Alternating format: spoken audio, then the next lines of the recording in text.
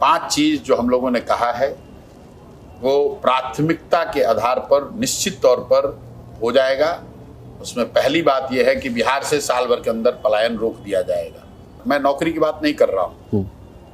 बिहार में राजनीतिक और सामाजिक जीवन में रहने वाले लोगों को ये समझना चाहिए कि आप पूरे इतने बड़े आबादी को सरकारी नौकरी नहीं दे सकते, लेकिन इतने बड़े समाज को आप अच्छा पढ़ा सकते हैं, इतनी बड़ी जनसंख्या को आप रोजी रोजगार की व्यवस्था कर सकते हैं। तो जन सुराज का पहला संकल्प ये है कि साल भर के अंदर यहाँ डिस्ट्रेस माइग्रेशन रोक दिया जाएगा। यहाँ पर लोगों को 10 से 15 हज़ार रुपए की नौकरी रोजगार की व्यवस्था कर दी जाएगी। दूसरा ब्लूप्रिंट ये है कि बिहार के हर बच्चे के लिए एक अच्छे पढ़ाई की व्यवस्था, 15 साल से कम उम्र के बच्चे के लिए पढ़ाई की व्यवस्था हो जाएगी।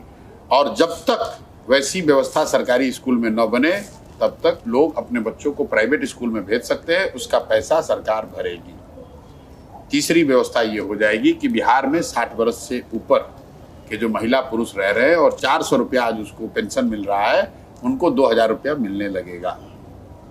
चौथी बात ये होगी कि बिहार में जो महिलाएं हैं, जो कामकाजी महिलाएं हैं, जो घर में बैठी हुई हैं, कुछ करना चाहती हैं, उनको 4% सालाना ब्याज के दर पर उनको लोन मिलने लगेगा, ताकि वो अपने घर में कुछ ना कुछ रोजी रोजगार कर सकें, अपने और अपने बच्चों के लिए कुछ धन अर्जन कर सकें। और पांचवी बात ये होगी कि जितने भी यहाँ किसान हैं वो धान, गेहूं, मकई का फसल जो उगा रहे हैं, इस तरह की फसल को छोड़कर अगर वो नकदी की फसल करने लगे, मसाला की खेती करने लगे, सब्जी उगाने लगे, फल उगाने लगे, उनकी खेती को मनरेगा से जोड़कर उनको मुफ्त में मजदूर मुहैया कराया जाएगा, ताकि उनकी आमदनी, जो जमीन है वो तो बढ़ नहीं सकती है, लेकिन उसी जमीन की प्रोडक्टिविटी बढ़ाई जाए, उससे लोगों की आमदनी बढ़े। ये 5 चीज निश्चित हो जाएगा। तो अगर जन सुराज की सरकार बनी तो ये 5 चीज निश्चित हो जाएगा।